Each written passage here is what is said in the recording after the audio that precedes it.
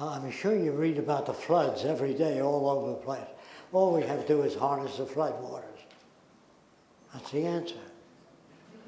Direct the flood waters to where we dug big holes in the earth and store it there. We don't have a shortage of anything except brains in Washington. All right, I'll take another question. Any other questions? Hello, Jacques. You mentioned at the start of your speech in regards to the fraudulent conveyance of language and how we misinterpret things. Are you aware of David Wynne-Miller's information on quantum language? Roxy, did you hear that? The quantum language, the problem with the quantum mechanics is that many people believe that particles at great distance can move in unison without any connecting agent. The best thing for scientists to say is we've never found any connecting agent. Don't say without any connecting agent, then you're projecting.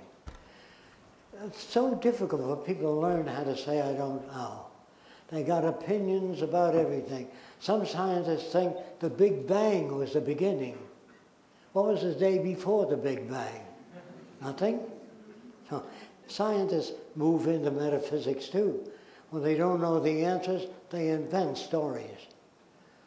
And that's the worst story I ever heard is some guy lives up in the clouds and he made a man and a woman and he put them in a beautiful garden. And then he made a snake, it says in the Bible, that walked upright, according to the Bible. And it said, eat of the fruit of knowledge. So the poor people did that and then he kicked them out of heaven. Slammed the gate forever. This isn't God. And if you don't follow his teachings, you burn eternally. That sounds more like a psychopath. So when I asked Einstein, do you believe in God? He said, which one? There's many different concepts of God. The Jewish God says if a man takes your son's eye out, you take his son's eye out. The New Testament says if a man punches you, turn the other cheek. It also says love thine enemy. Then how can you go to war? People don't know what the hell they're reading. Go into a church someday.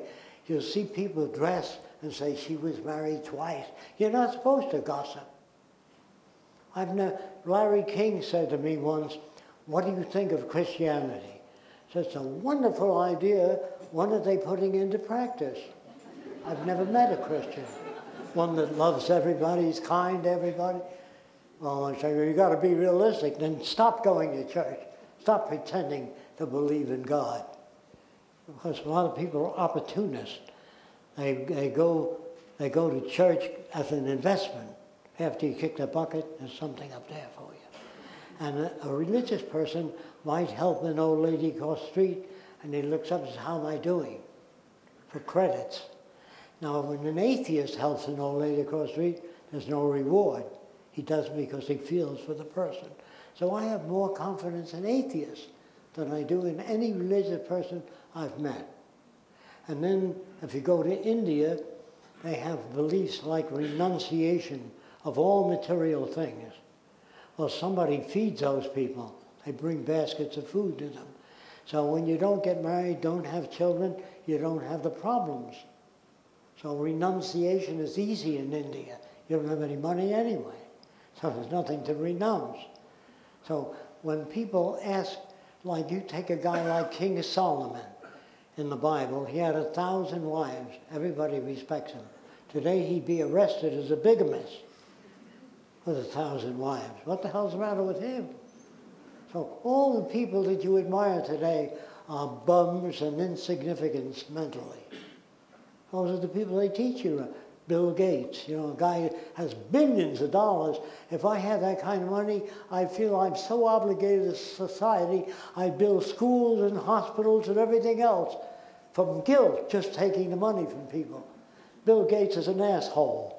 So are most religious people. And nobody is good or bad, really. They reflect their culture. Next question. Good question.